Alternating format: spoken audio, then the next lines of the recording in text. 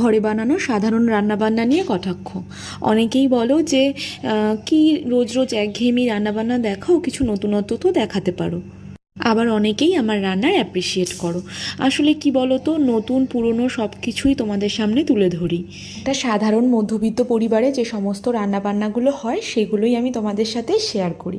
দেখো, যেরকম আজকে সকালে বানিয়েছিলাম চিকেন স্টু, আর দুপুরের জন্য ফ্রিজে কিছুটা কাতলা মাছ ছিল, সেটা বের করে নিয়েছি। আর একটা ছোট সাইজের ইলিশ মাছ নিয়েছিলাম। দেখো মাছটা, সেই মাছটা নিয়ে নিচ্ছি, কারণ এই মাছটা আলাদা করে একটু ভাজা খেতে খুব মন চেয়েছে, তাই ইলিশ মাছটা ভাজা করব। আর এই যে তেলটা, সাথে তেলটাকেও ভেজে নেব। কাতলা মাছটা নুন হলুদ মাখিয়ে কিছুক্ষণের জন্য রেখে দিয়েছি, আর সাথে একটা পেঁয়াজ আদা কাঁচা লঙ্কা আর টমেটোর একটা পেস্ট রেডি করে নিয়েছি। এবার কড়াইতে তেল গরম করে মাছগুলোকে এক এক করে ভেজে তুলে নিচ্ছি। এভাবেই প্রতিটা মাছ হালকা